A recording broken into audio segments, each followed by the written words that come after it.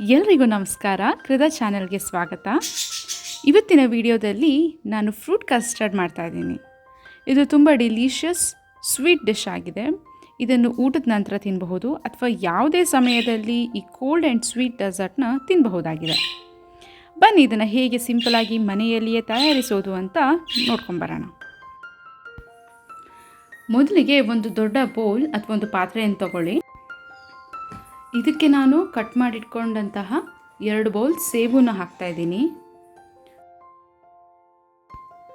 1 bowl cut ಮಾಡಿಟ್ಕೊಂಡಂತಹ ಬಾಳೆಹಣ್ಣು, 1/4 bowl ಆಗುವಷ್ಟು ಸೀಬೆಹಣ್ಣು, 1 bowl ದಾಳಿಂಬೆ, 5 ರಿಂದ 6 ಗಂಟೆಗಳ ಕಾಲ ನೆನೆಸಿಟ್ಟಿರುವಂತಹ ಉತ್ತುತ್ತೆಯನ್ನು ಕಟ್ ಮಾಡಿ ಹಾಕ್ಕೊಳ್ತಾ ಇದ್ದೀನಿ.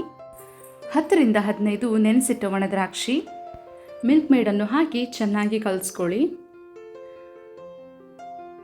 ನಾನು ಇದರಲ್ಲಿ ಅರ್ಧದಷ್ಟು ಮಿಲ್ಕ್ ಮೇಡನ್ನ ಉಪಯೋಗಿಸ್ಕೊತಾ ಇದ್ದೀನಿ. ಒಂದ್ಸರಿ ಮನೇಲಿ ನೀವು ಟ್ರೈ ಮಾಡಿ ನೋಡಿ, ಇದನ್ನು ತಿಂತಾನೇ ಇರಬೇಕು ಅಂತ ಅನಿಸುತ್ತೆ, ಅಷ್ಟು ಚೆನ್ನಾಗಿರುತ್ತೆ. ಹಾಗೆ ನಿಮ್ಗೆ ಯಾವುದಾದ್ರೂ ರೆಸಿಪೀಸ್ನ ತಿಳ್ಕೊಬೇಕು ಅಂತಿದ್ದರೆ ಪ್ಲೀಸ್ ಕಾಮೆಂಟ್ ಮಾಡಿ, ನಾನು ಆ ರೆಸಿಪೀಸ್ನ ಅಪ್ಲೋಡ್ ಮಾಡ್ತೀನಿ. ಸೊ ಈ ರೀತಿ ಕಲಿಸಿದ ನಂತರ ನಾವು ಇದನ್ನು ಫ್ರಿಜ್ಜಲ್ಲಿ ಇಟ್ಕೊಂಡು ಕೋಲ್ಡ್ ಮಾಡಿಕೊಂಡು ತಿನ್ನಬಹುದು.